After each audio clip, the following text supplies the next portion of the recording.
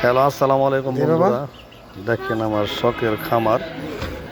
আমি সাধারণত দেশি মুরগির খামার করছি। আমার খামারের ভিতরে সবগুলো ইনশাল্লাহ দেশি মুরগি আছে। আমি ডিম এবং মাংসর জন্য দেশি মুরগিটাকে বেছে নিচ্ছি। বিশেষ করে যে কারণে দেশি মুরগি আসছে তার কারণ হয়েছে দেশি মুরগির মধ্যে রোগ জীবাণুটা একটু কম আছে। আর এরা সহজে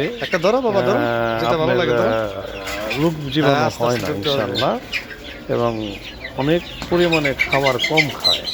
আস্তে আস্তে এদের বেশি পরিমাণে আলো এবং বাতাসের প্রয়োজন নাই, শুধু একটু শুকনো জায়গায় রাখলেই সবকিছু বলতে পারলা না সম্রাট। হ্যাঁ, বর্তমানে বাংলাদেশে বেকারত্বের হার বাড়তেছে। এই দিক থেকে যদি আমরা লক্ষ্য করি তাহলে দেশি মুরগির চাহিদাটা অনেক বেশি।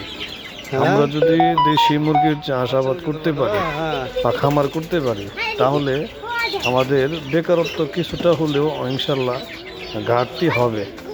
তার জন্য আমাদের বিশেষ করে বেশি বেশি দেশি মুরগির খামার করা উচিত, যাতে আমাদের খরচ অনেক কম আছে। এরা খাবার অল্প খায়, এটার নাম হচ্ছে সুন্দরী। তো অনেক ঔষধ বা অনেক পরিমাপের খাবারের দরকার পড়ে না।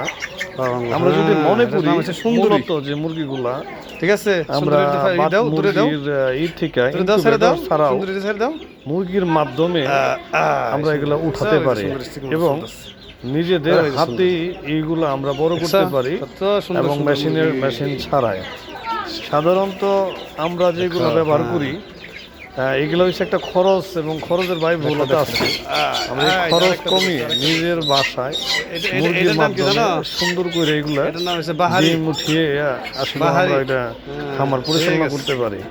আর অতিরিক্ত অর্থর প্রয়োজন নাই, মূলত অবস্থায় এত জায়গারও প্রয়োজন নাই। অল্প একটু জায়গার মধ্যে বেশ কয়েকটা মুরগি ইনশাল্লাহ পাওয়া যায়।